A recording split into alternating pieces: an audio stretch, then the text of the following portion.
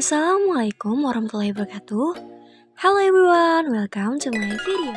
Pada video kali ini, saya Sita Gustiani akan membahas tentang aplikasi Schoology dan bagaimana sih cara penggunaannya. Yuk langsung aja kita tonton videonya. Kita akan membahas tentang aplikasi Schoology yang lagi hits banget pas lagi pandemi gini. Nah, apa itu Schoology? Schoology itu jejaring sosial berbasis web khusus untuk K12 atau sekolah dan lembaga pendidikan tinggi yang difokuskan pada kerjasama untuk memungkinkan pengguna membuat, mengelola, dan saling berinteraksi serta berbagi konten akademis. E-learning ini juga memberikan akses pada guru dan siswa untuk presensi, pengumpulan tugas, latihan soal, dan media sumber belajar yang biasa diakses kapanpun dan dimanapun, serta juga memberikan akses pada orang tua untuk memantau perkembangan belajar siswa di sekolah. Nah, lanjut ke pembahasan selanjutnya, saya akan menjelaskan tentang penggunaan Schoology. Berikut adalah cara mendaftarkan akun Schoology. Bagi kalian yang ingin membuka Schoology melalui web, kalian bisa mengetik app.schoology.com/login, kemudian kalian isi email dan password sesuai akun yang telah kalian daftarkan di aplikasi Schoology sebelumnya. Kemudian kalian klik login. Nah, ini adalah gambar atau tampilan utama yang akan ditampilkan oleh aplikasi Schoology. Yang pertama itu ada Recent Activity. Recent Activity atau kolom utama ini menunjukkan umpan kiriman yang berhubungan dengan kalian, kursus, dan grup Anda yang memungkinkan Anda untuk mengirim pembaruan, pengumuman, dan polling dengan file dan tautan yang telah dilampirkan. Kemudian, di sebelahnya ada reminders untuk mengingatkan kita apa saja tugas yang belum kita selesaikan atau selebihnya. Kemudian ada upcoming yang berisi tentang tugas teman dan tanggal jatuh tempo atau kalender yang berurutan. Sebelahnya ada course dashboard. Course dashboard ini untuk menavigasi kursus aktif yang teman-teman kelola. Kemudian ada groups. Nah, groups ini adalah ruang kolaboratif di mana kita dapat berbagi ide dan sumber daya, mengatur acara, dan terhubung dengan orang lain termasuk siswa kita. Kemudian ada resources yang merupakan tempat untuk semua materi disimpan, mengatur file, tugas, penilaian, hasil pembelajaran, dan rencana. Di resources ini ada 3 bagian. Yang kiri merupakan navigasi kiri untuk beralih antara personal, public, dan group resources.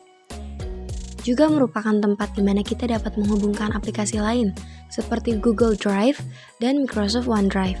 Kemudian yang di tengah ada My Resources. Bagian ini adalah koleksi personal resources atau sumber pribadi dan sumber berbagi lainnya. Kemudian di sebelah kanan ada Home.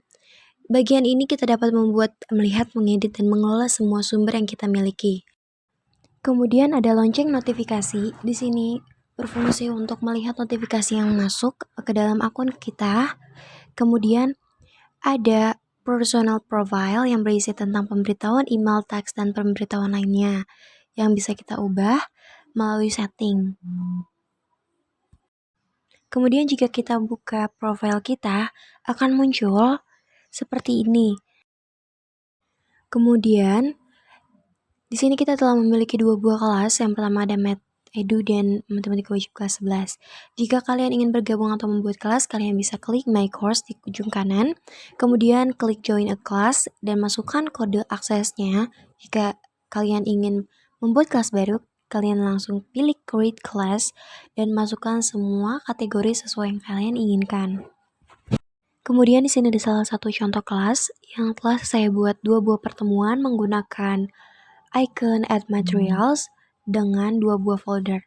Di sini ada Course Option, di sini sudah ditampilkan berbagai pilihannya.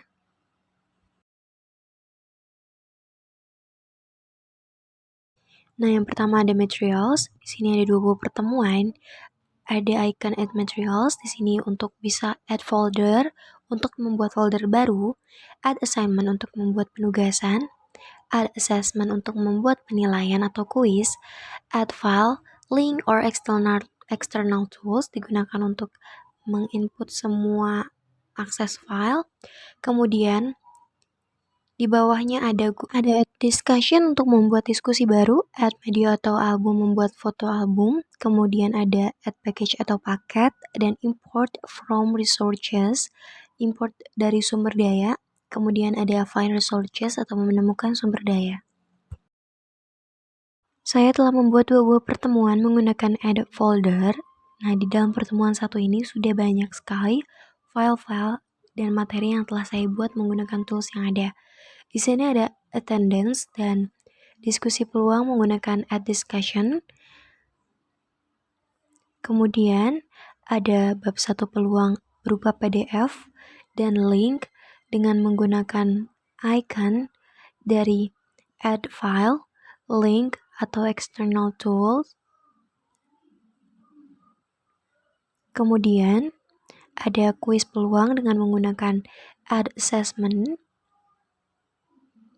dan tugas peluang dengan menggunakan add assignment.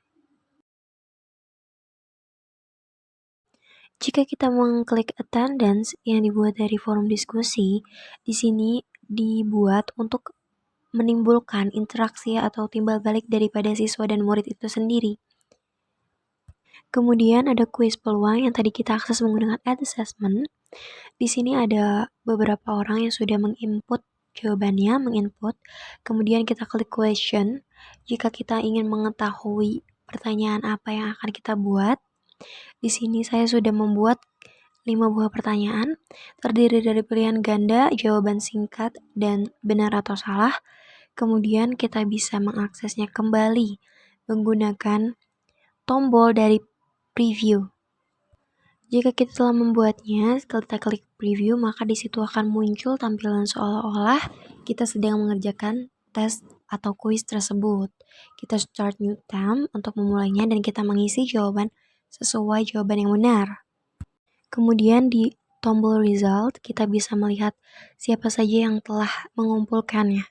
Kemudian ada daftar final score atau nilai akhir yang telah didapatkan dari masing-masing siswa tersebut.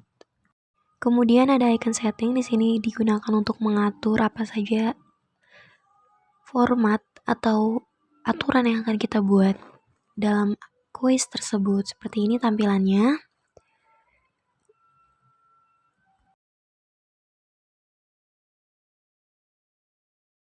Jika kita membuka salah satu file PDF yang telah diakses menggunakan add file atau add link, ini adalah tampilannya. Jika kita membuka sebuah penugasan menggunakan yang tadi kita buat menggunakan add assignment, akan seperti ini tampilannya. Itu adalah sebuah soal dan di atasnya ada kriteria penilaian yang telah kita buat. Kemudian di sebelahnya ada jawaban-jawaban dari peserta atau siswa yang telah mengumpulkan jawabannya. Ini adalah tampilan ketika kita buka jawaban siswa tersebut, kemudian kita bisa nilai dengan mengklik grade dan menentukan penilaian sesuai dari jawaban yang telah siswa tersebut kumpulkan, seperti ini. Kemudian ada update. Di sini itu update berfungsi untuk mempublikasikan apapun informasi yang ingin disampaikan oleh guru kepada siswa atau murid di kelasnya. Kemudian ada gradebook. Gradebook ini adalah sebuah buku penilaian dari rangkuman portofolio yang telah dikerjakan dan dinilai. Di sini juga ada grade setup. Di sini pengaturan dari gradebook tadi. Kemudian ini adalah tampilannya seperti ini. Di sini ada badges atau penghargaan, ada problem solving, good listening, homework, leadership, most improvement, participation, positive attitude, star performance, dan student of the month. Di sini digunakan untuk memberikan apresiasi atau penghargaan kepada siswa-siswa yang telah baik mengikuti pembelajaran. Kemudian ada attendance atau kehadiran. Di sini kita bisa mengisi sesuai daftar pertemuan dari tanggalan yang kita buat. Centang hijau artinya hadir, kotak kosong artinya absen atau tidak hadir, kotak setengah merah artinya late atau terlambat, dan kotak hijau penuh artinya excused atau izin. Kita bisa menentukannya sesuai dari yang kita telah ketahui. Kemudian di akhir ada members, di sini adalah daftar peserta atau siswa yang telah mengikuti kelas tersebut dan akses kode yang biasanya kita bagikan untuk siswa atau peserta didik kita masuk atau join ke dalam kelas yang telah kita buat. Kemudian jika kita telah selesai menggunakannya, kita bisa log out atau keluar dari aplikasi tersebut. Dan tampilan yang muncul adalah seperti kita awal masuk.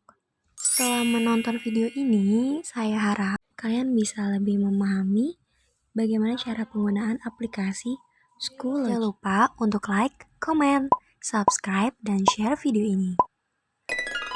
Wassalamualaikum warahmatullahi wabarakatuh. Bye-bye.